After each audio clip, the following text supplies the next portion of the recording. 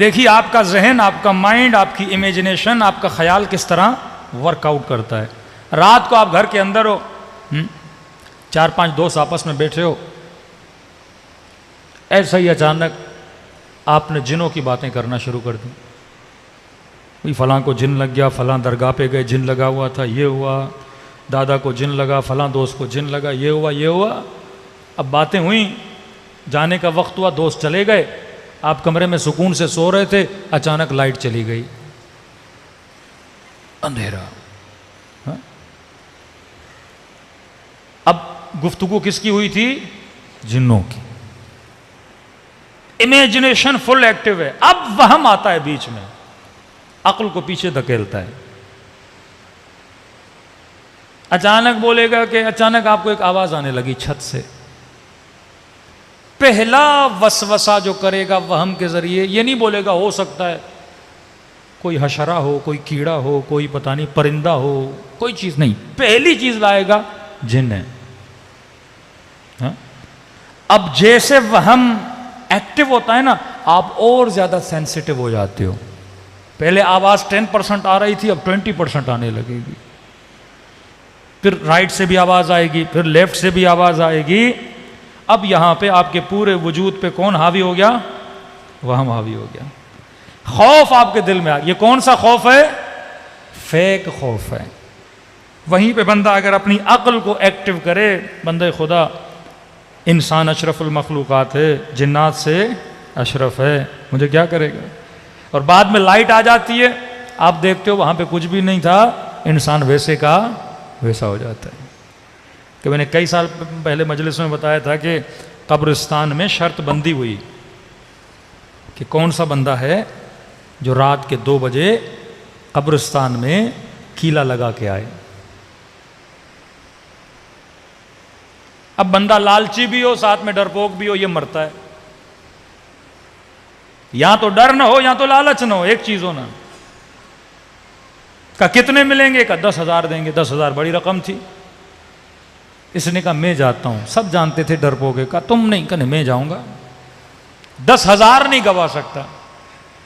کبھی بھی ایسا کام کرو پہلے یہ دیکھو تیرے اوپر عقل کی حکومت ہے یا وہم کی حکومت ہے. وہم کی حکومت ہوگی تو مارا جائے گا، یا اٹیک سے مرے گا، یا ہائی بلڈ پریشر سے مرے گا، زندگی ختم ہو جائے گی. اپنا قاتل خود نہ بن، پہلے خود کو مضبوط کر، پھر اتر میدان میں. اب یہ بیچارہ گیا اور بیچ قبرستان میں زمین پہ کیلا لگانے لگا. لگاتے لگاتے کبھی دائیں دیکھ رہا ہے کوئی مردہ اٹھ کے نہ آئے، کبھی بائیں دیکھ رہا ہے. اب بندہ عقل سے سوچے کبھی مردے بھی نکلیں قبروں سے.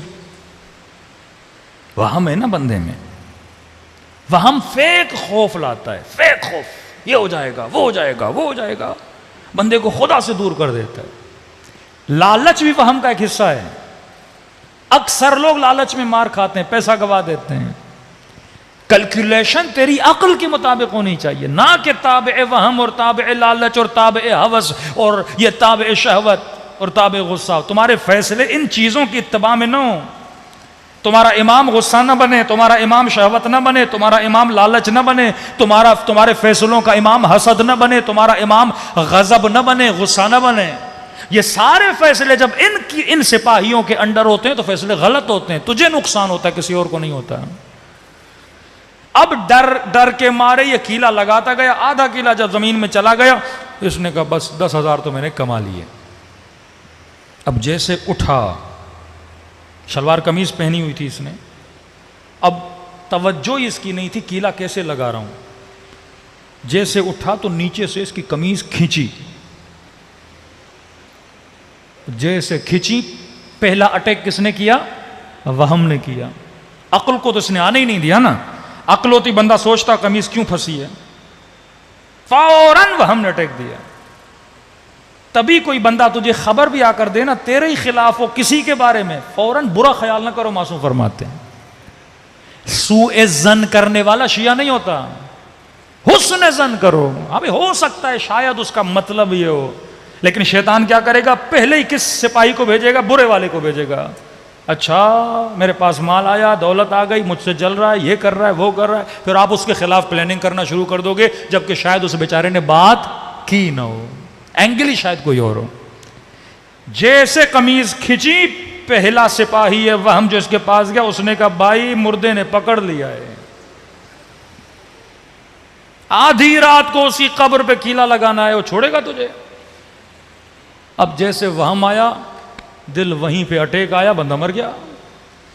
اب یہ بھی انتظار کر رہے تھے، 1 2 3 4، صبح ہونے لگی کہ آیا ہی نہیں، کہ جب وہ نہیں آیا تو ہم کیوں بیٹھے، یہ بھی بھاگ گئے۔ صبح ہوئی، روشنی ہوئی، اب کہنے لگے دیکھے تو صحیح بندہ کہاں گیا، دیکھا قبرستان کے بیچ میں آئے، بندہ مرا ہوا ہے، کیلا بھی لگا ہوا ہے، لیکن کیا دیکھا، کیلا قمیص کے اوپر لگایا تھا اس نے۔ اب جیسے اٹھا تو قمیص کھچنے لگی، وہم کے باعث مر گیا۔